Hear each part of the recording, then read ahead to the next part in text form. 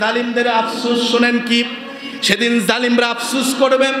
আল্লাহ পাক কোরআনুল কারীমের সূরা ফুরকানের 27 এবং 28 নম্বর আয়াতে আল্লাহ তাআলা বললেন, জালিমরা সেদিন আফসোস করে কি বলবে, ওয়া ইয়াউমা ইয়া'আদ্দুল যালিমু আলা ইয়াদাইহি ইয়াকুলু ইয়া লাইতানি ইত্তাখাযতু মা'আর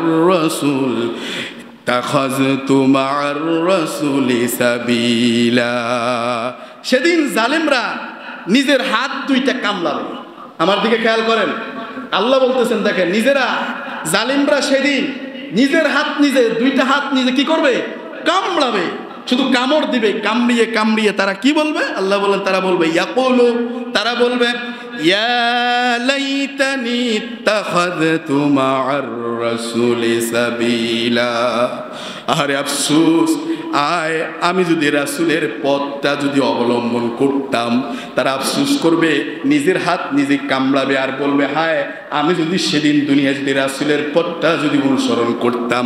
ইয়া ওয়াইলাতা লাইতানি লাম আত্তাখিয ফুলানান খলিলা। তারা সেদিন বলবে, হায় আমার জন্য দুর্ভাগ্য, দুর্ভাগ্য, আফসোস, আমি যদি লাম আত্তাখিয ফুলানান খলিলা, আমি যদি অমুককে যদি বন্ধুরূপে গ্রহণ না করতাম, খলিল হিসাবে, বন্ধু হিসেবে, দোস্ত হিসাবে যদি তাকে গ্রহণ না করতাম, হায় হায় আজকে আমার আজকে যে ব্যবস্থা, আজকে যে অবস্থা, যদি দুনিয়াতে অমুকরে যদি নেতা না মানতাম, বন্ধু না মানতাম, তাহলে তো আমার এই অবস্থা হতো। কারণ কি, সেই বন্ধু আমাকে কখনো সৎ পথে নেয় নাই। বন্ধু আমার শুধু কেবল তার দলের তার দিকেই আকৃষ্ট করেছে, সেদিকে নিয়েছে, সেখানে গিয়েছি, নামাজ পড়ি নাই, সেখানে কখনো বলে নাই কোরআন তালিম করতে, সেখানে কখনো বলে নাই নামাজ পড়তে, সেখানে কখনো কালেমার শিক্ষা দেওয়া হয় নাই, সেখানে কখনো শরীয়তের মাসলা মাসাইল শিক্ষা দেওয়া হয় নাই। আমি ভুল করছি, এরে বন্ধু না বানাইয়া যদি ওরে বন্ধু বানাইতাম, হাত কামড়াবে আর আফসোস করবে আর হায় হায় বলবে। আমার প্রিয় ভাইয়েরা, সেদিন জালেমরা এরকম আফসোস করবে। এজন্য জালেমের কাতারে আমাদেরকে কখনো যাওয়া যাবে। জালেমদের সহযোগী যারা, সমর্থনকারী যারা, তারাও জালেম। জালেমের সহযোগী যারা, সমর্থনকারী যারা, তারাও কি জালেম। আমার প্রিয় ভাইয়েরা, এই ব্যাপারে আল্লাহ রাব্বুল আলামিন সূরা হুদের 113 নম্বর আয়াতে বলছেন, ওয়ালা তারকানু ইলাল্লাযীনা যালামু ফাতামাসসাকুমুন নার ওয়া মা লাকুম মিন দুনিল্লাহ মিন আউলিয়া সুম্মা লা তুনসারুন। আল্লাহ রাব্বুল আলামিন বললেন, তোমরা জালিমদের প্রতি ঝুঁকে পড়বে না, জালিমদের সহযোগী হবে না, তাহলে জাহান্নামের আগুন তোমাদেরকে স্পর্শ করবে। তোমাদের জন্য সেদিন আল্লাহ ছাড়া কোনো অভিভাবক থাকবে না, অতঃপর তোমরা সেদিন আল্লাহর সাহায্য প্রাপ্ত হবে না। নাউজুবিল্লাহ। এজন্য আমরা জালেম হব না, জালেমের সহযোগীও হব না। কথা বলেন ঠিক কিনা? আমরা জালেম হব না, জালেমের সহযোগিতাকারীও হব। আমার প্রিয় ভাইয়েরা, বিখ্যাত একজন তাবির কথা বলেই শেষ করছি। একজন বিখ্যাত তাবি ছিল, যিনি নাকি, যার নাম ছিল হযরত সুফিয়ান সাউরি রাহিমাহুল্লাহ।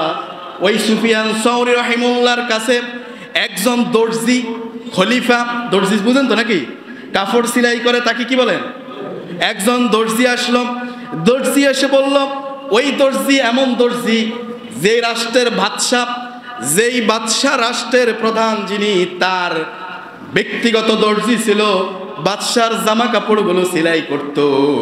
ওই দর্জি সুফিয়ান সাউরি রাহিমাহুল্লাহর কাছে এসে বলল যে, হুজুর, আমি যে বাদশার জামা কাপড় সেলাই করি, আচ্ছা, সে নিজেও জানে যে বাদশা একজন জালিম বাদশা।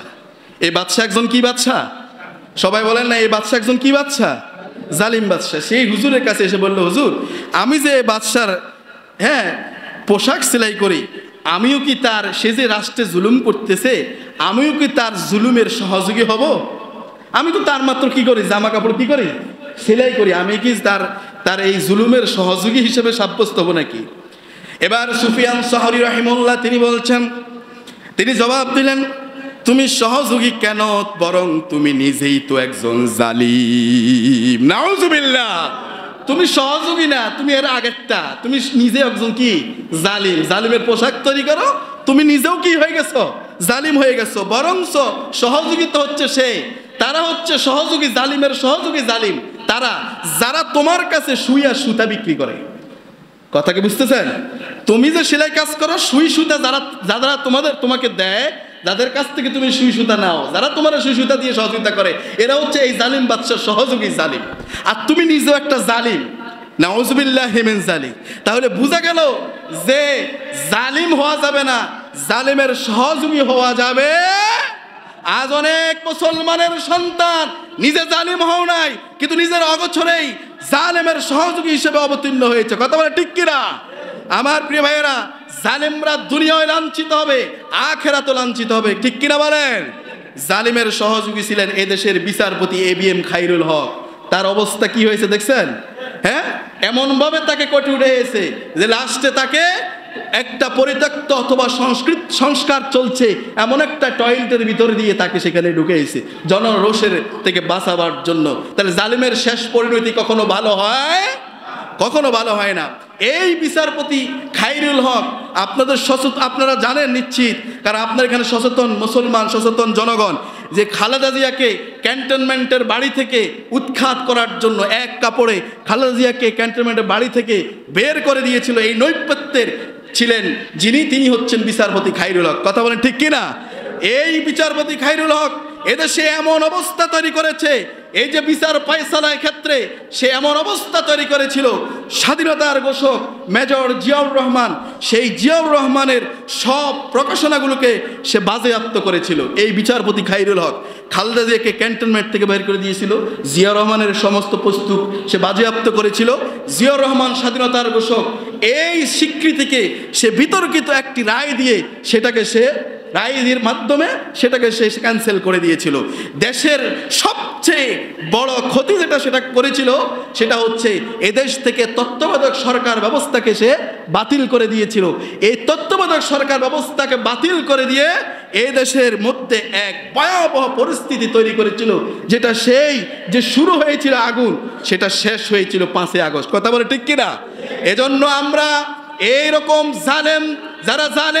যারা জালেমের সহযোগী, আজও যারা জালেম বা জালেমের সহযোগী হওয়ার জন্য আপনারা তৈরি হচ্ছেন, খবরদার, জালেম হবেন না, জালেমের সহযোগী হবেন না। ভবিষ্যৎ কিন্তু কখনো ভালো হয়? অপদস্থ, অপমান, লাঞ্ছিত, বঞ্চনা, তিরস্কৃত দুনিয়া এবং আখিরাতে।